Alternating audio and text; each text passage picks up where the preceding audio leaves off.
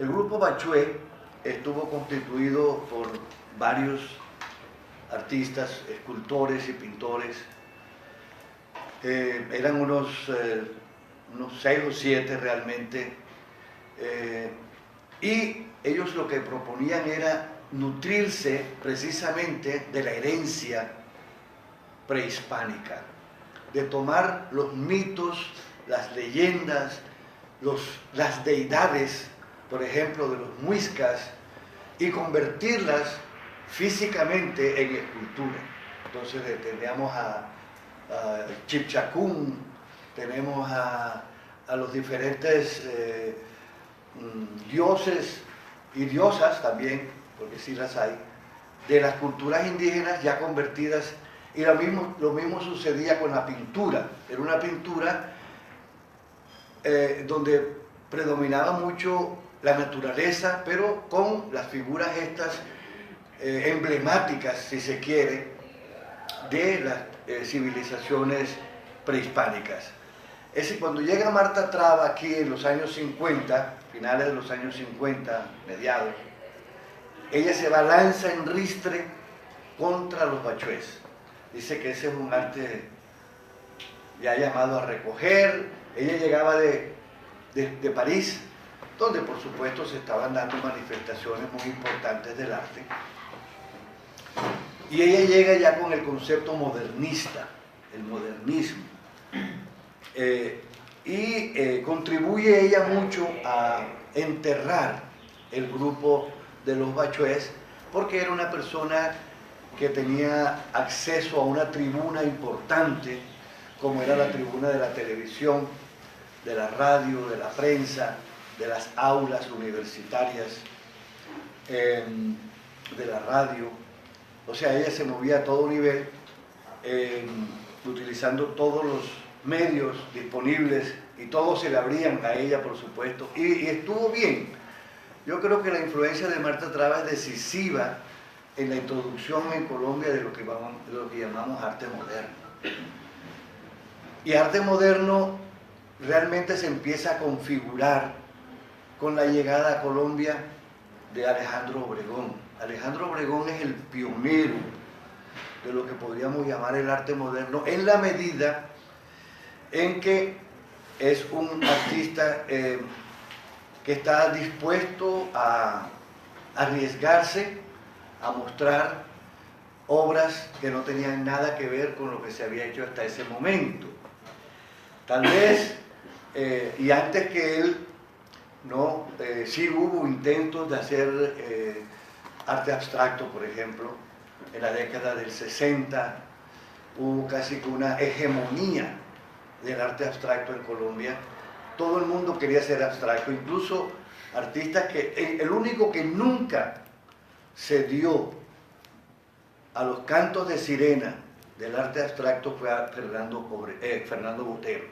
Fernando Botero siguió siempre siendo figurativo, siguió siendo siempre un artista dedicado, humanista, dedicado al ser humano y la naturaleza también, animales, en fin. Un artista figurativo que poco a poco fue creando nuestros grandes volúmenes que le ayudaron mucho a instituirse como uno de nuestros grandes valores del arte en Colombia. Pero de igual, podríamos decir que Obregón marca un momento histórico muy importante en el arte colombiano. ¿Por qué? Podríamos decir que él nació en Barcelona, de papá colombiano y mamá catalana. El papá era diplomático colombiano y por supuesto él es colombiano. Él se registró en la embajada de Colombia y era colombiano y siempre se consideró barranquillero. Entonces, ¿por qué entonces es un pionero? ¿Un pionero en qué sentido? ¿Qué rompe? ¿Qué características tiene su trabajo?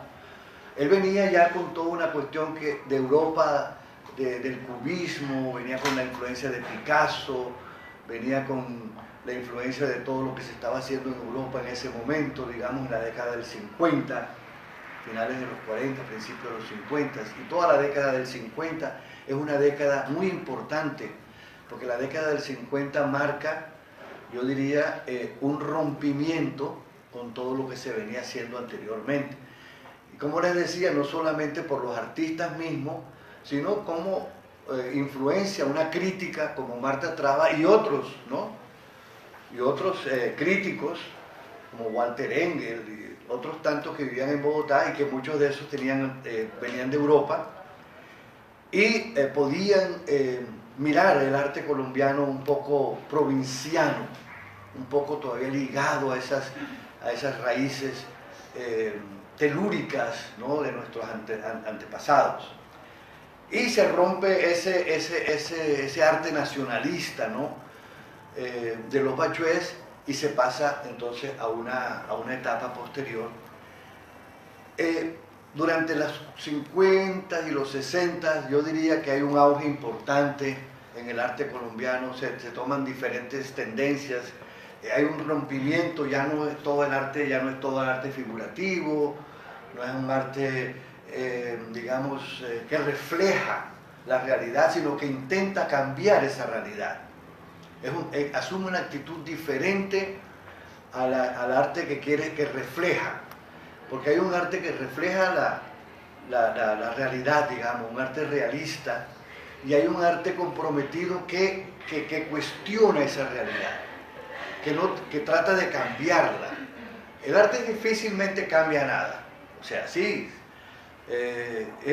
todas las artes son de minorías, no hay la música hoy en día de pronto, ¿no?, es de grandes cantidades de personas, de multitudes, ¿no?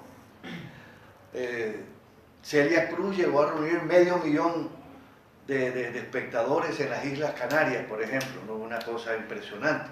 Y aquí también, aquí en Bogotá, los conciertos de música, y aquí me imagino también, en todas las partes, la música sí es un arte más de multitudes, más un arte más que ha llegado más a todos los estratos sociales. Mientras que hay artes que todavía todavía son de minorías, el teatro, la danza, las artes plásticas, excepto los muralistas mexicanos, por ejemplo, intentaron romper digamos, esa barrera. Ellos querían hacer un arte democrático, si se quiere. Yo no creo en la democratización del arte, ni mucho menos. Eso no. El arte no se da por mayoría, ni mucho menos. Alguien me propuso una vez que yo iba a organizar un salón y dijo, bueno, ¿y por qué no damos los premios de acuerdo que la gente le diga, esta es la que me gusta, y pone una politica y la pone ahí? Claro, se trae a los primos, a los tíos, a los amigos. Entonces, pues todo el mundo vota por él, pero no es necesariamente la mejor obra, ni mucho menos. En todo caso, bueno, llega un momento en que el arte moderno, como estábamos hablando ahora, el arte moderno con los artistas que ya estamos mencionando, a mí no me gusta citar nombres porque siempre se quedan otros por fuera, y vamos a hablar en términos generales para que por lo menos nos quede la idea global. Cuando surge cuando el arte abstracto, ¿no?, se vuelve hegemónico, todos los artistas querían ser abstractos, incluso Mansur, Grau, excepto, bueno, y se mantuvieron siempre abstractos los grandes escultores, ¿no?, Edgar Negret y Ramírez Villamizar, ¿no?, que irrumpen aquí en la década del 60 con obras abstractas que son bien recibidas y adquieren el éxito que merece una obra como la de ellos, una buena obra artística. En todo caso, en el arte siempre se producen lo que yo podría llamar cismas, rompimientos, quiebres, en momentos importantes y necesarios. Por ejemplo, tenemos un antecedente en el arte conceptual que es Marcel Duchamp. Hacia los años 70 surge en Colombia entonces, y en América Latina y en el mundo entero, unas tendencias que se proponen romper con la camisa de fuerza, porque la pintura, la escultura, el grabado, incluso la fotografía como fotografía artística, y en esto de la fotografía sería importante mencionar dos nombres importantes en la fotografía como pioneros de una visión artística del arte, que son Leo Matiz y Nereo López. Da la casualidad que Leo Matiz era igual que yo, de un pueblito que nadie conoce en las estribaciones de la Sierra Nevada. Se llama Aracataca. Yo creo que ninguno conoce Aracataca. ¿Saben de dónde? Me imagino que ya saben. Por supuesto que allí nació García Márquez. Pero Leo Matiz es un fotógrafo que en los años 50 se va a México y consigue ser fotógrafo de películas y fotógrafo de los grandes luminarias del cine mexicano, y hace una serie de reportajes y crónicas fotográficas muy importantes que lo sitúan también como un pionero de lo que podríamos llamar el modernismo en la fotografía, lo mismo que Nereo López, que es cartagenero, ambos muertos. Y Leo Matiz es de 1917 y Nereo López es de 1920.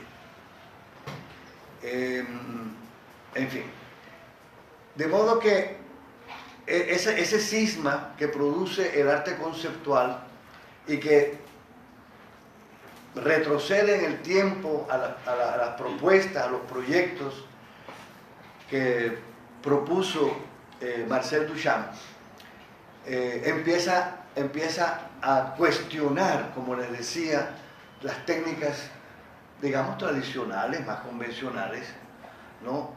Y quieren romper esa